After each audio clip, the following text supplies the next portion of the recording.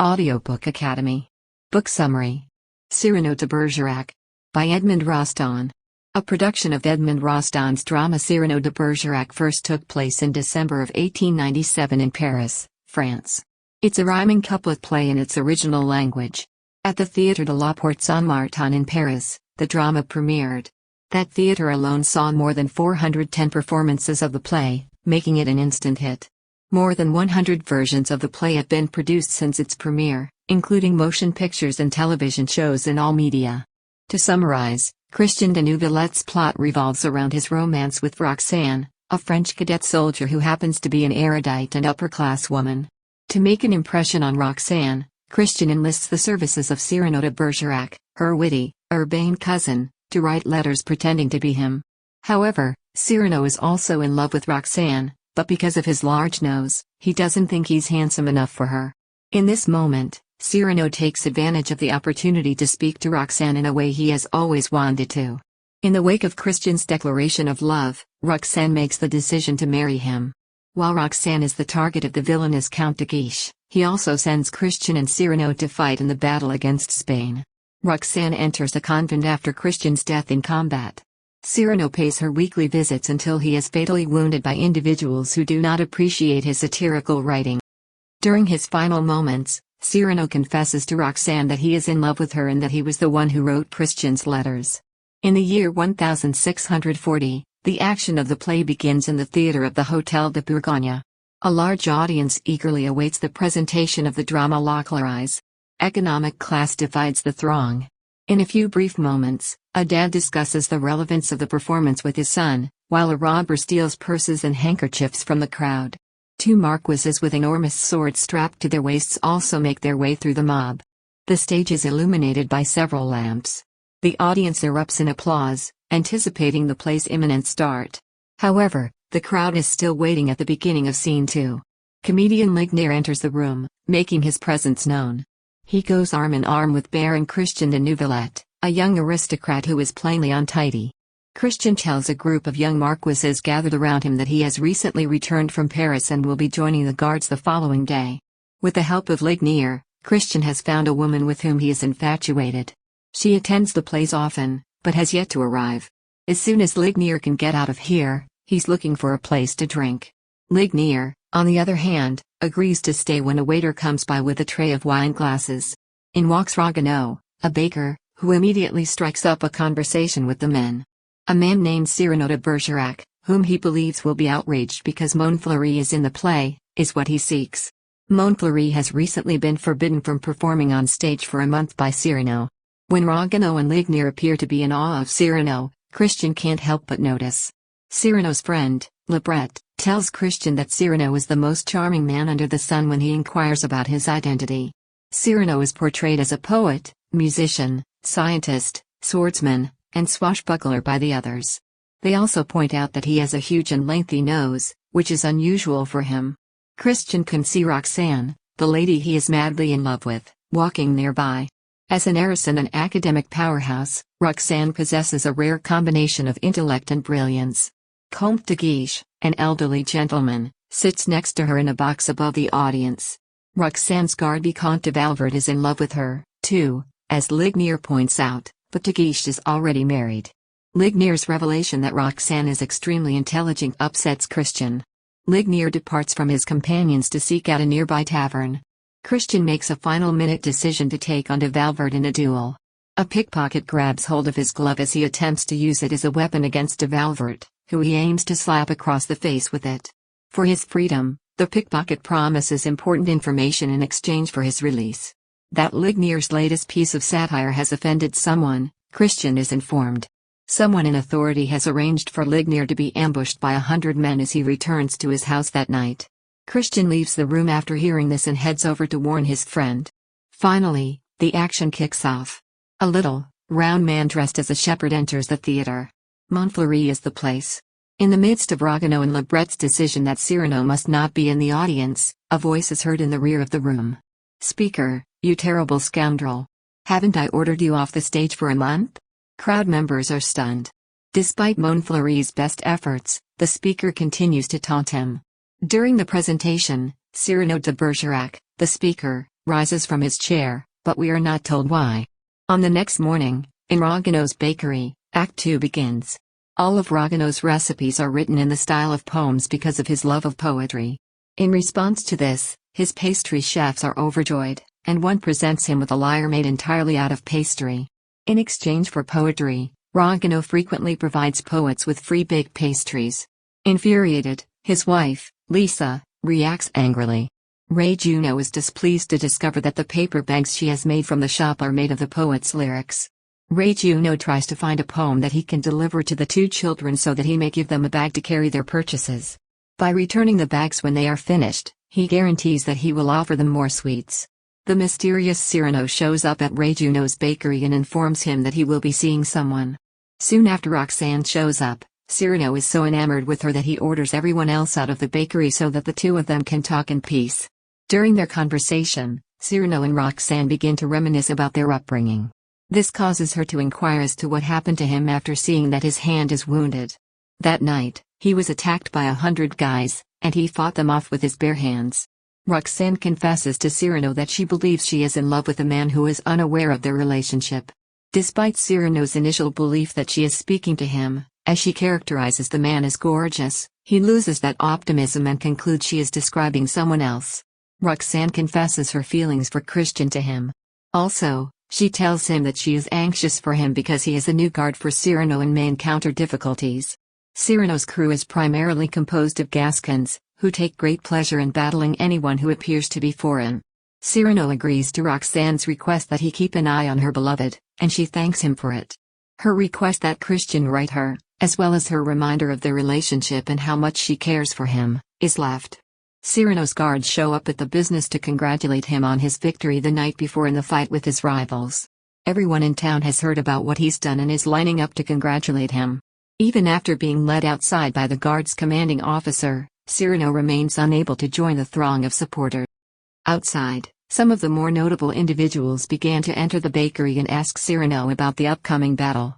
Cyrano claims that he accomplished nothing noteworthy. Cyrano's admirer, De Guiche, enters and reveals his feelings. Cardinal Richelieu, the nephew of Cardinal Richelieu, might be able to help him. Cardinal Richelieu is widely regarded as France's most powerful and affluent man. Cyrano, on the other hand, is unmoved. De Guiche, enraged, admits that he has hired 100 men and storms off in a rage. After this, the crowd begins to dissipate. Lepret expresses concern to Cyrano about the man's unwillingness to accept too many offers. In his opinion, Cyrano's chances of becoming a successful poet will be destroyed because of this action by him. "I don't want to be friends with someone who isn't worthy of my time," Cyrano asserts. "I simply want to live my life according to my principles." Christian walks into the bakery. The other guards ridicule the newcomer and tell him not to mention Cyrano's huge nose at any point in his life. Because of this, Christian believes the guards are attempting to deceive him. His question is answered by another individual who advises him to display courage. As Cyrano begins to recount how he overcame 100 men, Christian begins to interrupt him by referencing the shape of his nose. Cyrano is furious with the young man, but he refrains from attacking him because of his pledge to Roxanne to protect Christian. However, he sends the other guards on their way. They hurry out of the room, fearing that Cyrano will kill Christian. Christian survives Cyrano's attack. Roxanne's relative is revealed instead. Christian admits that he has feelings for Roxanne, but he is afraid to write to her about it for fear that she would think he is a fool and stop caring about him. Cyrano, on the spot, comes up with the idea of writing Christian letters. When Roxanne asks him about poetry practice, he says he merely wants to work on his craft, but in reality, he secretly wishes he could write a poem for her and have her read it. Christian embraces the other man after he accepts the proposal. Re-entering, the other guards are taken aback to discover Christian still alive and hugging Cyrano. Cyrano's nose is insulted by another guard who thinks Christian has an idea for anything. Cyrano slams the man to the ground. He hasn't changed at all, which makes the other guards happy. Rogano returns a short time later, this time waiting outside Roxanne's residence with an older female companion. He reveals to the woman that his wife has left him and that his bakery is insolvent. He tells the story of how Cyrano saved him from suicide after all the horrible news he had received, and he now serves as Roxanne's steward. Cyrano appears with two musicians he won in a bet over a grammatical point of contention. Cyrano, on the other hand, Sends the musicians to play for Montfleury since the musicians are terrible. Roxane descends the stairs and chats about Christian with her cousin. After getting letters from Christian, she has fallen in love with him even more, she informs him. She claims that he is even more intellectual than Cyrano, and that his letters are magnificent. She reads a line of poetry from Cyrano's letters, and her cousin mocks her for her poor choice of words. Christian's talent makes Roxane think Cyrano is just jealous. If De Guiche is coming up the road to see Roxane, Cyrano runs inside because he hears a scream from her friend. De Guiche is paying a final visit to Roxane before he departs. He informs her that he has been promoted to the rank of colonel and that his regiment will depart that evening for combat in Spain. He also mentions that many of Cyrano's guards are in the regiment. Roxane is concerned about Christian. She doesn't waste any time in telling De Guiche that the best way to exact revenge on Cyrano for having betrayed him is to leave Cyrano and his guards at home while he and his men head to the front. She makes the ominous remark that they will be deprived of the grandeur of combat. A misinterpretation of Roxane's words by De Guiche causes him to question his own decision to stay behind. Roxane says that she would feel more for him if he were to leave, and he refuses. This has an effect on De Guiche, who begins to wax poetic about how he would win the battle for her before agreeing to abandon Cyrano and his guards. She promises Roxane that she would not tell Cyrano that she snatched away his opportunity to fight in the war. Cyrano and Roxane discuss about Christian more when they return to the house. The next time she encounters him, she tells him that she intends to make him improvise. Roxane and Cyrano are pleased that Cyrano has agreed to keep this a secret from Christian. Nevertheless, Cyrano appears to Christian and explains that he had been listening from a distance the entire time. Christian's rendezvous with Roxane is being helped along by Cyrano. Christian is urged to memorize a few lines by him. But Christian insists on speaking to Roxane in his own words. Cyrano agrees, but unwillingly. Roxane and Christian get together that night. When she asks him to express his feelings for her, all he can say is "I love you," "I adore you," and similar phrases. This infuriates and perplexes Roxane. Suddenly, she bursts into her house. Cyrano approaches Christian and congratulates him in a sarcastic manner. Roxane's upstairs window is illuminated by a bright light. In an effort to reach Christian, Cyrano pleads for his assistance. Under Roxane's balcony, Cyrano agrees and whispers Christian's words for Roxane to repeat. Christian's remarks have a profound effect on Roxane. Because of this, she inquires as to why he is stuttering and speaking at a snail's pace. In the dead of night, Cyrano seizes Christian and drags him under the balcony, where he will resume his rightful place. He begins telling Roxane the things he's always wanted to tell her in a disguised voice. Cyrano overhears Christian telling him that he wants Roxane to kiss him. Cyrano tries to discourage him, but Roxane eventually accepts to kiss him.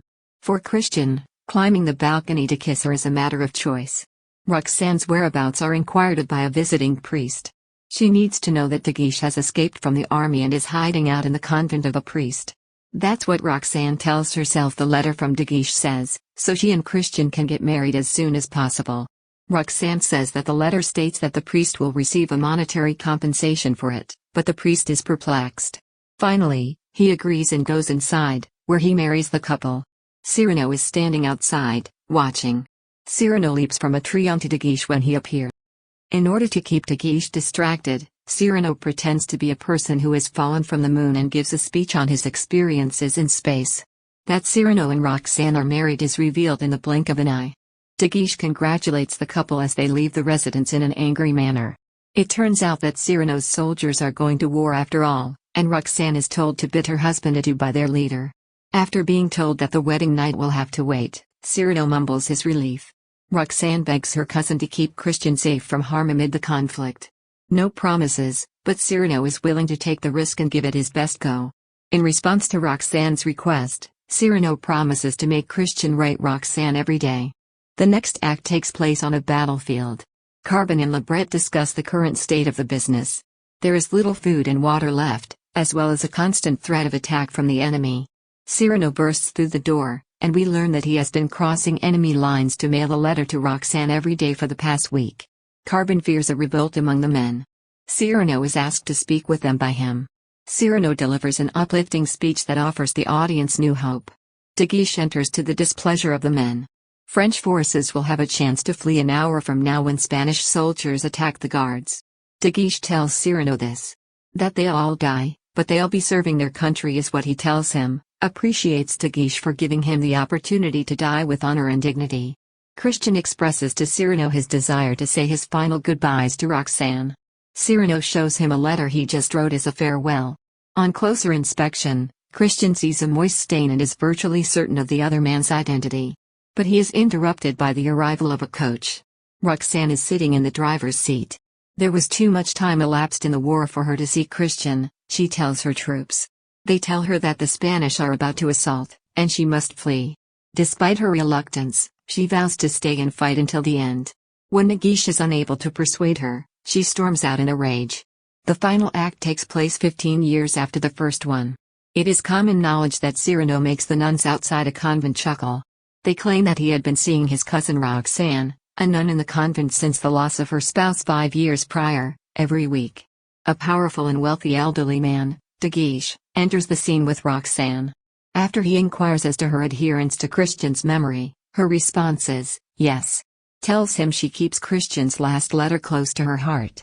There is discussion on Cyrano, and it is acknowledged that his satires have offended a large number of people, and that he now has a large number of haters. According to De Guiche, some court nobility are plotting to murder Cyrano. Runs into the room and reports Cyrano was hit by a heavy log that fell out of a window and is in critical condition. De Guiche and Ragueneau scurry to be by his side. Roxane waits for them under a large tree after they've left. Cyrano enters, having evaded De Guiche's attention. Cyrano appears to be ill, although he tries to be upbeat when chatting with Roxane. He eventually falls to the ground, however. A few days later, he calls her up and inquires about Christian's final letter, telling her that he still hasn't read it. The words he penned for her 15 years previously are read out by him as she hands it to him. Roxane realizes that he was the voice she heard under her balcony all those years ago as he reads aloud. She claims that Cyrano was the one who penned Christian's letters and advocated on his behalf during the entire ordeal. He rejects it for a brief period before realizing he can't hide anymore. After all, it was his tears on the letter, so Roxane wonders why he didn't tell her. In the letter, Cyrano tells her that Christian's blood is on it. Bandages cover Cyrano's cap when he removes it. A log ambush instead of a sword would have been preferable to his death, he laments. In a heartbreaking display of emotion, Roxane yells out that he cannot die and declares her love for him. He was the only man in her life, and now he's gone twice. She weeps for him. Cyrano succumbs to her love and dies in her arms. Cyrano de Bergerac, the lead character of the story. As seen in the film, Cyrano is depicted as being a diminutive man with an enormous nose. Despite this, he manages to be eloquent, humorous, lyrical, and brave all at the same time. This man is an all-around artist who excels in all of the above fields. Nearly everyone he encounters likes Cyrano, despite the fact that many nobles disapprove of the satire articles he produces. As a result, despite being depicted as a wealthy individual, Cyrano becomes a sort of underdog hero. Even though Cyrano is depicted as a wealthy man, he is seen as an underdog hero. Cyrano suffers from poor self-esteem since he thinks his face is ugly. Despite their closeness, he feels that Roxane would never consider him for a serious relationship due to his appearance. It is mentioned several times in the play that Christian has piqued his interest. When it comes to his appearance, Cyrano appears to be most self-conscious, which prevents him from expressing his feelings for Roxane. In spite of these doubts, Cyrano portrays himself as a hero, yet his inner self is a shadow of its former selves. However, his weaknesses are so universal to human nature that they only serve to increase the reader's empathy for him. If Cyrano helped Christian woo Roxane, it may be argued that he did so dishonestly. More than everything, he wants to find a method to reveal his emotions for Roxane without being rejected, so he offers to aid Christian and Roxane. Despite this, he never wavers in his dedication to keeping Christian's identity a secret from Roxane, and he has done so even after the man's death. Roxane, Cyrano's cousin and Christian's love. Inadvertently winning the affection and loyalty of every guy she encounters, Roxane is a stunningly gorgeous, brilliant, and intellectual woman. Christian confesses his feelings for Roxane early in the play, despite the fact that he appears to have never spoken to her. Roxane is dear to De Guiche, despite the fact that he is a cold-hearted man who appears to have a hard time expressing his feelings. Throughout the performance, Roxane exhibits genuine warmth and sincerity. Even though she had initially fallen in love with him due to his physical appearance, Christian's letters convinced her that she had fallen in love with him because of his inner beauty. Cyrano is dying in her arms at this point, and she repeats this revelation to him. It appears that Roxane is a genuinely nice person. In fact, this is possibly her most recognizable quality in the play. In spite of her fame, she is not given the opportunity to develop or display her academic prowess. The men who are smitten with Roxane don't appear to care about her as a person, instead, they seem to view her as an ideal. Christian de Neuvillette, one of Cyrano's guards who is trying to win Roxane's admiration. Christian seeks Cyrano's assistance in winning Roxane's affections because he believes he lacks the intellect to do so on his own. From a different vantage point, Christian portrays a traditional romantic hero. His attractiveness masks his shyness and inability to express himself creatively and intellectually. On the side of Rostand, it appears that he is an example of an underdeveloped romantic hero. Nonetheless, Christian isn't a horrible guy, and he has more clearly defined desires than Cyrano. There is no denying that Christian's motivations have a human element. In reality, he cares deeply about Roxane, but he lacks the means to communicate his feelings for her and is afraid of being rejected. On the whole, Christian appears to be an unremarkable man, other from his enviable good looks. Count de Guiche, the villain of the story. Throughout the play, de Guiche serves as a foil for Cyrano. Cyrano's wit and intelligence could have been used to climb the social ladder if he had used them instead of avoiding it. De Guiche is a man filled with resentment, violence, and revenge. He has no qualms about admitting that he tried to assassinate Cyrano numerous times during the performance. De Guiche represents a symbol of misdirected leadership and ineffective aristocracy. Cyrano's example of heroism and charity, however, helps him become a better person towards the end of the play. In April of 1868, Edmond Eugene Alexis Rostand was born in Marseille, France. Rostand's romantic dramas, most of which were written in poetry, presented a wide range of parts for actors of different generations. Rostand was the son of an economist and a poet, and he attended the Collège Stanislas in Paris to study literature and history. At the age of 20, Rostand premiered his first play, Le Gant Rouge, at the Cluny Theatre in Paris. The drama, on the other hand, remained mostly overlooked by society. Les Romanesques, 1894, his first play, was staged in Paris 6 years later and was a great success. The Fantastics is the longest-running musical in American history, based on the story of an innocent teenage love.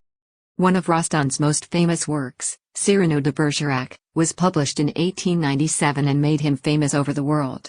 Based on the true story of a real individual. When Rostand wrote L'Aigle in 1897, he used the miserable son of Napoleon as its protagonist. In 1902, Rostand was admitted to the Académie Française as the Academy's youngest ever writer and spent the following 7 years in Provence working on his next play, Chanticleer. Rostand married Rosemonde Dionette Girard, a poet and playwright, and the two had 2 boys together. Rostand perished in 1918 as a result of the Spanish flu. In Marseille's Cimetière de Marseille, he was laid to rest. Thank you for listening in Audiobook Academy. Don't forget to subscribe and smash that like button for more content like this. See you in next video.